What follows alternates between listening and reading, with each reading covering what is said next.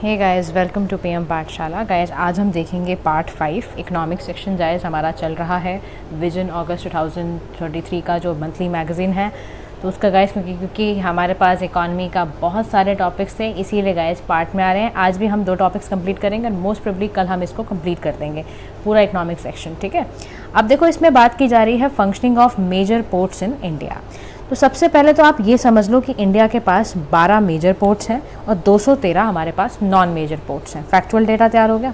Major ports India में कहाँ कहाँ हैं, तो आप इस जो आपको मैप दिया हुआ है इसकी हेल्प से आप समझ लो मेजर पोर्ट्स कहाँ कहाँ पर है। कांडला पोर्ट गुजरात का पार्ट है, मुंबई पोर्ट ट्रस्ट है, JNPT है, मरमोगो पोर्ट है गोवा का, मंगलुरु पोर्ट कर्नाटका का, कोची केरला का, तुतीकुरिन तमिलनाडु, इंदौर चेन्नई तमिलनाडु का, विशाखापट्टनम आंध्र प्रदेश, पारादीप आपका उड़ीसा का, कोलकाता वेस्ट बंगाल का एक आपका मेजर पोर्ट सारे के सारे हैं। ठीक है, अब ये न्यूज़ में क्यों आया, तो रिसेंटली क्या हुआ, department related parliamentary standing committee ने ट्रांसपोर्ट टूरिज्म कल्चर पे अपनी 352वीं रिपोर्ट को प्रेजेंट करा और उसका नाम रखा functioning of major ports in India और उसकी पूरी फंक्शनिंग को बताया गया है। ठीक है, अब देखो इंडिया में जो पोर्ट्स है ना वो 2 तरह के हैं हमारे ट्रैफिक को हैंडल करने के लिए। एक मेजर पोर्ट है, एक माइनर पोर्ट है।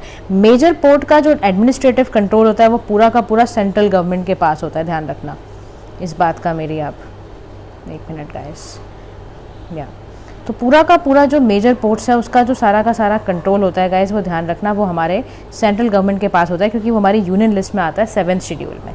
माइनर पोर्ट का जिम्मा क्या होता है, माइनर पोर्ट का जिम्मा रिस्पेक्टिव स्टेट मैरीटाइम बोर्ड के पास होता है और वो कंकरेंट लिस्ट का पार्ट है। दोनों याद रखना, मेजर पोर्ट किसका आता है और माइनर पोर्ट किसका पार्ट है। इतनी बात समझ आ गई।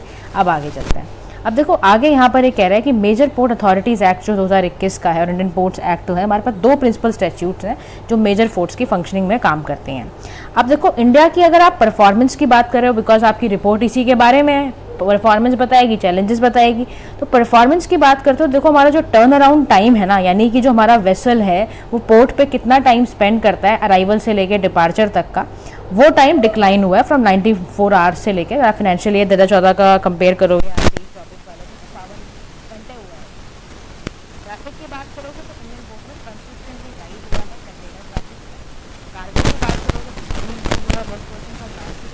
रेशो की बात करोगे तो डेफिनेटली जो हम रुपीज़ स्पेंड करते हैं फॉर एवरी रुपी अर्न वो आपका डाउन हुआ है ₹48 से फ्रॉम ₹53। ठीक है, मतलब 48 रुपीज़ स्पेंड फॉर ₹100 अर्नड। समझ में आ रही है, 100 रुपये हम अर्न करते हैं और 48 रुपीज़ हम स्पेंड करते हैं। समझ में आई बात। तो ये सारे हमारी परफॉर्मेंस की वो है। अब उसके बाद याद रखना कुछ फैक्चुअल डेटा याद रख लेना। ओल्डेस्ट मेजर पोर्ट इंडिया की बात करोगे तो कोलकाता का पोर्ट है जिसको हम श्यामा प्रसाद मुखर्जी पोर्ट भी कहते हैं और ये हमारे देश का ओनली मेजर रिवराइन पोर्ट है। ठीक है, उसके बाद मुंबई पोर्ट है, इंडिया का largest natural port and harbour है। कामारजार पोर्ट है वो आपका इनमौर, इसको इनौर पोर्ट भी कहते हैं, तमिलनाडु का है। ये ओनली कॉर्पोरेटाइज्ड पोर्ट है जो एज अ कंपनी रजिस्टर किया गया है। अब आ जाओ आप बेसिकली चैलेंजेस पे चलते हैं। मेजर पोर्ट्स की फंक्शनिंग में चैलेंजेस क्या क्या है। पहली समस्या है देखो हमारे पास ना फाइनेंशियल कंस्ट्रेंट रहता है। रीज़न क्या होता है, क्योंकि हमारे पास ना पेंशन और अदर लाइबिलिटीज़ ज़्यादा हैं। एग्जाम्पल के तौर पर देखो जो मुंबई का पोर्ट है ना आपका, उसका पेंशन फंड लाइबिलिटी 13,000 करोड़ है, तो फाइनेंशियल कंस्ट्रेंट आ गया। सेकंड, हमारा ना ऑप्टिमम यूटिलाइजेशन नहीं होता। जो कैपेसिटी यूटिलाइजेशन है मेजर पोर्ट्स की वो सिर्फ 49% है और वेस्टेज बहुत ज़्यादा है रिसोर्सेज का। ट्रांसशिपमेंट हब्स की दिक्कत है। जो इंडियन पोर्ट्स हैं वो सारे 25% इंडियन ट्रांसशिपमेंट कार्गो को हैंडल करते हैं, जिसकी वजह से हमारे पास रेवेन्यू अपॉर्चुनिटी कम होती है। कनेक्टिविटी चैलेंज भी है, देखो रेल में इतना कंजेशन है और इतना ज़्यादा मल्टी मॉडल हमारा ट्रांसपोर्ट इतना है नहीं हमारे पास। सर्टेन पोर्ट्स पे हमें देखने को नहीं मिलता, जिसकी वजह से हमारे फ्रेट जो गुड्स की मूवमेंट है वो अफेक्ट करती है।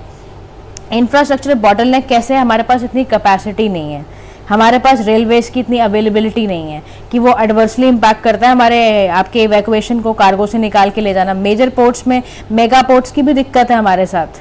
ठीक है, तो उसके बाद हमारा टैरिफ स्ट्रक्चर बड़ा ख़राब है। हम ना देखो जितने भी हमारे मेजर पोर्ट्स हैं गवर्नमेंट के होते हैं, वहाँ से गवर्नमेंट बहुत ज़्यादा कार्गो अट्रैक्ट नहीं कर पाते क्योंकि इतना ज़्यादा आपके टैरिफ स्ट्रक्चर है कि अगर आप कंपेयर करोगे उसको प्राइवेट पोर्ट से तो लोगों को बेहतर लगता है कि प्राइवेट पोर्ट से ही भेज दो इससे अच्छा। अब क्या क्या एफर्ट्स लेने चाहिए ताकि पोर्ट्स की जो हमारी समस्याएं हैं वो फंक्शंस उसका अच्छा हो जाए। तो इसके लिए हमने ना ओवरऑल मॉनिटरिंग एक तरह का डैशबोर्ड क्रिएट किया है जिसका नाम है सागर मंथन बोर्ड। वो क्या करेगा, हर प्रोजेक्ट की, हर पोर्ट की परफॉर्मेंस को, कितना ऑपरेशनल है, कितनी फाइनेंशियल नीड है, वो उसको रेगुलर बेसिस पे चेक करेगा। रियल टाइम ट्रैकिंग के लिए हमने सागर सेतु ऐप बनाया, ध्यान से सुन लो, प्रीलिम्स में भी काम आएगा और आंसर राइटिंग में भी काम आएगा। सागर सेतु ऐप को हमने रियल टाइम इन्फॉर्मेशन के लिए निकाला है गाइस, ये ध्यान रखना आप, ठीक है। उसके बाद आपका जो मैंने बताया अभी, एक मिनट गाइस, अच्छा उसके बाद है ट्रेड फैसिलिटेशन की दिक्कत। देखो ट्रेड फैसिलिटेशन में हमें जो प्रॉब्लम आती है उसके लिए हमने क्या करा है, नेशनल लॉजिस्टिक्स पोर्टल को खोला है। National maritime single window platform है जो आपके इंपोर्टर एक्सपोर्टर सभी को मदद करेगा। पोर्ट की जो परफॉर्मेंस इंडिकेटर है उसके लिए हमने इस तरह के सागर उन्नति डैशबोर्ड बनाया, बड़े सारे डैशबोर्ड्स वगैरह बनाए टर्न अराउंड टाइम चेक करने के लिए। अच्छा कनेक्टिविटी को हमने, जैसे देखो हमने कहा ना क्राइसिस है, तो सागरमाला प्रोजेक्ट जो है वो कनेक्टिविटी को अच्छा करेगा। 101 रोड हमने और 90 रेल कनेक्ट किए हैं हमने पोर्ट्स के साथ, ये कर रहे हैं। साइबर सिक्योरिटी में हम क्या कर रहे हैं, हम ना asset management system, multi factor authentication, ये सारा हम इम्प्लीमेंट कर रहे हैं ताकि हमारा साइबर सिक्योरिटी भी रहे। IT सिक्योरिटी पॉलिसी को इम्प्लीमेंट करेंगे।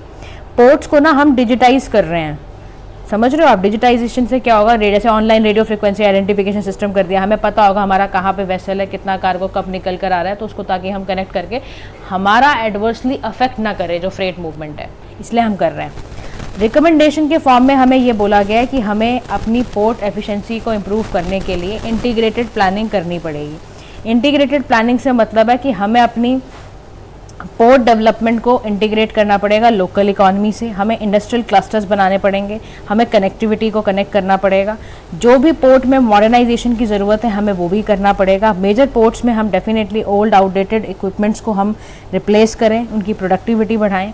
पोर्ट मैकेनाइजेशन में हमें प्रायोरिटी बनानी है और 31 मैकेनाइजेशन प्रोजेक्ट तैयार करने हैं। ट्रिपल P इन्वेस्टमेंट हमें अपनी बढ़ानी होगी।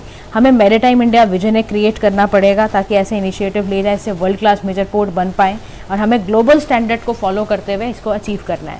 हमें पोर्ट लेड इंडस्ट्रियलाइजेशन करना पड़ेगा, यानी कि जो लीजिंग पोर्ट लैंड है ना, प्राइवेट इन्वेस्टर्स को दे दो आप, ट्रिपल B बेसिस पे दो आप उनको, वहाँ पे बोलो इंडस्ट्री सेटअप करें और वहाँ पर कोस्टल इकॉनमी प्रमोट करो आप। पोस्ट जितने भी रेवेन्यूज़ है वहाँ पर आपका वैसे रेवेन्यू क्रिएट होगा। फिर आप लास्ट चीज़ एक काम और कर दो, आप एक काम कर दो, रेलवे को, वाटर रोड सबको से कनेक्ट कर दो और सेंट्रलाइज वेब एप्लीकेशन बना दो जहाँ पर ये सारी की सारी port community members, stakeholders को सारा सिंगल विंडो पे पता चल जाए फ्रेट की मूवमेंट कहाँ है, कब उनको कहाँ पे पहुँच के कैसे गुड्स को लेना है, ठीक है, मामला सॉर्टेड सारा, तो ऐसे होगा। अच्छा उसके बाद नेक्स्ट टॉपिक है आपका 6th census report on minor irrigation schemes.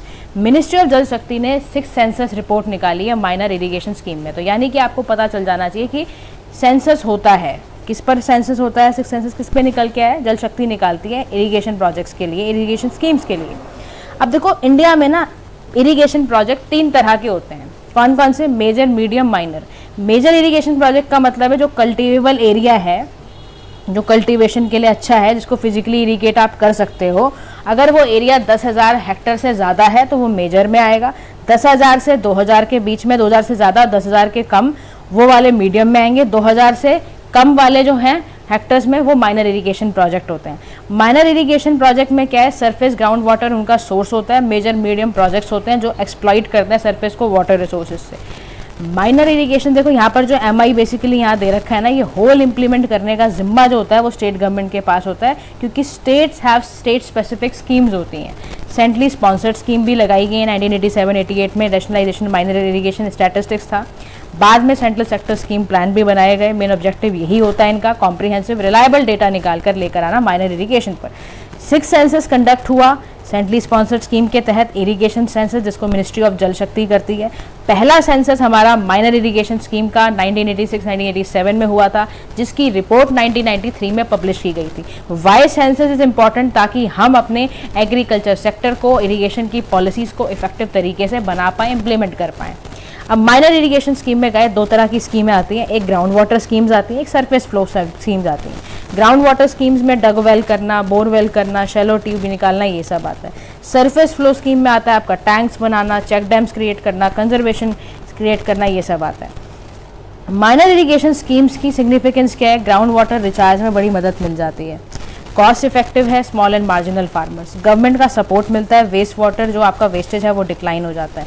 Highlights क्या आई, देखो पहली जो सेंसस की वाटर बॉडी की गई थी, इसको कंडक्ट करा गया convergence with the 6 minor irrigation schemes, 2017-18 को रेफरेंस ईयर मान के इन्होंने करा।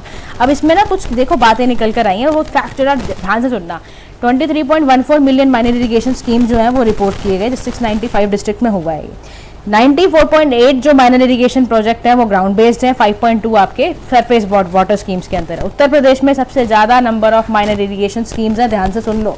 उसके बाद महाराष्ट्र, मध्य प्रदेश, तमिलनाडु है, यानी कि 17.2% minor irrigation schemes Uttar Pradesh में चलाई जा रही है। डग वेल्स को हाईएस्ट शेयर दिया जाता है एमआई स्कीम्स में, उसके बाद शैलो ट्यूबवेल्स एंड अदर आपके, ठीक है। उसके बाद इंक्रीज भी हुआ है इसके अंदर 1.42 मिलियन माइनर इरिगेशन स्कीम्स में। अच्छा, इश्यूज़ क्या है आपके माइनर इरिगेशन स्कीम में? सबसे बड़ी दिक्कत है ग्राउंड वाटर का एक्सप्लॉइटेशन बहुत ज़्यादा जोर से हो रहा है, जिसकी वजह से इन्वायरमेंटल और जियोलॉजिकल कॉन्सिक्वेंसेज है, लीड्स टू देखो फिर फ्लडिंग और मैनी अदर थिंग्स। आपका सॉइल इरोजन होगा, लैंडस्लाइड्स होंगी, सॉइल खराब होगी, आपके घर ऐसे ढहते चले जाएंगे। अभी आपने हिमाचल में भी देखा, आपने अभी जोशीमठ क्राइसिस भी देखा कि सॉइल इरोजन से क्या होता है। तो ग्राउंड वाटर एक्सप्लॉइटेशन से leads to many other crisis. Tubewell technology technically feasible नहीं होती है। 70% इंडिया में लैंड मास में ट्यूबवेल टेक्नोलॉजी का इस्तेमाल किया जा रहा है। फिर समस्या आती है जो प्राइवेट ओनरशिप है माइनर इरिगेशन स्कीम्स के, वो आपके कॉमन रिसोर्सेज वाटर डिस्ट्रीब्यूशन को अफेक्ट करता है बहुत ज़बरदस्त तरीके से। इसकी वजह से क्लाइमेट चेंज होगा, आप रोक भी नहीं पाओगे, ड्रॉट होगा, बहुत गंदी तरह फैलेगा। तो ज़रूरत क्या है? एक्सप्लॉइटेशन से बचाओ आप ग्राउंड वाटर को। ऐसी स्टेट लेवल पे, डिस्ट्रिक्ट लेवल पे पॉलिसीज़ लाओ जिससे ये बच पाए। कम्युनिटी ओनरशिप को ज़्यादा बढ़ावा देने की ज़रूरत है। आप एमजी नरेगा लाए हो ना, बेनिफिट कर रहा है ना, ऐसे ही कुछ स्कीम लानी पड़ेगी इरिगेशन स्कीम्स के लिए भी।